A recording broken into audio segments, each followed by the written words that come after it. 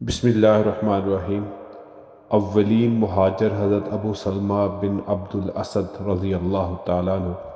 سب سے پہلے حضور اکرم صلی اللہ علیہ وسلم کے رضائی بھائی حضرت ابو سلمہ بن عبد الاسد مخزومی نے اپنی بیوی بچوں کے ساتھ ہجرت کا ارادہ کیا، مگر ہجرت کرنا کوئی آسان کام نہ تھا، کیونکہ جو بھی ہجرت کرتا قریش اس کے راستے کو روکتے اور پوری کوشش کرتے کہ وہ ہجرت نہ کر پائے۔ چنانچہ حضرت ابو سلمہ بن عبد الاسد اپنی بیوی اور بچے کے ہمراہ ہجرت کرنے کے لیے تیار ہو گئے۔ انہوں نے اونٹ کا کجاوا بھی باندھ دیا۔ ان کی بیوی اور بچے بھی سوار ہو گئے۔ اس دوران قریش مکہ کو اطلاع ہو گئی۔ انہوں نے رکاوٹ ڈالی۔ حضرت ام سلمہ کے رشتہ داروں نے کہا، تمہیں اپنے نفس کا اختیار ہے، لیکن ہماری بیٹی کو لے جانے کا کوئی اختیار نہیں، اسے کوئی نہیں لے جا سکتا۔ یہ کہہ کر ام سلمہ کو سواری سے اتار لیا۔ اب ابو سلمہ کے رشتہ دار آن پہنچے۔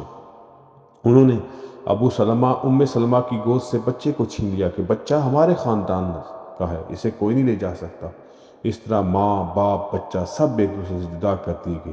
ابو سلمہ تنہا مدینہ منورہ روانہ ہوئے۔ حضرت ام سلمہ ہر صبح مقام ابطح میں جا کر بیٹھی رہتی اور شام تک روتی رہتی۔ اس طرح ایک سال گزر گیا تو ان کے رشتہ داروں کو ان کے حال پر رحم آیا اور بنی المغیرہ سے کہا، اس مسکینہ پر رحم نہیں آتا؟ اس پر بنی المغیرہ نے انہیں مدینہ جانے کی اجازت دے دی۔ بنی اسد نے ان کا بیٹا بھی انہیں دے دیا۔ حضرت ام سلمہ بچہ گود میں لیا اور تنہا مدینہ کی طرف روانہ ہو گئی۔ راستے میں عثمان بن طلحہ نے تنہا دیکھ کر پوچھا، کہاں کا ارادہ ہے؟ حضرت ام سلمہ نے کہا، مدینہ جانے کا ارادہ ہے۔ عثمان بن طلحہ نے پوچھا، تمہارے ساتھ کوئی نہیں؟ ام سلمہ نے کہا، اللہ کی قسم کوئی نہیں مگر اللہ تعالیٰ اور یہ بچہ۔ عثمان بن طلحہ نے اونٹ کی مہار پکڑی اور ساتھ روانہ ہو گئے۔ جہاں ٹھہرنے کا ارادہ ہوتا اونٹ کو بٹھا کر خود دور ہو کر آرام کر لیتے۔ اس طرح قباء تک سفر مکمل کیا۔ ابو سلمہ بن اسد ان کے خاوند مقام قباء میں مقیم تھے، لہذا عثمان بن طلحہ نے ام سلمہ کو ان کے خاوند کے پاس چھوڑ کر واپسی کا ارادہ کیا۔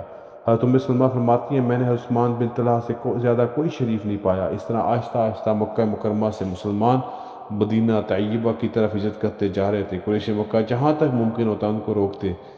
رفتہ رفتہ تمام صحابہ ہجرت فرما گئے، سوائے رسول اللہ صلی اللہ علیہ وسلم کے، حضرت ابو بکر کے، حضرت علی کے کوئی باقی نہ رہا، مگر چند مجبور بے کس و بے سہارا مسلمان مکہ میں ہی رہ گئے۔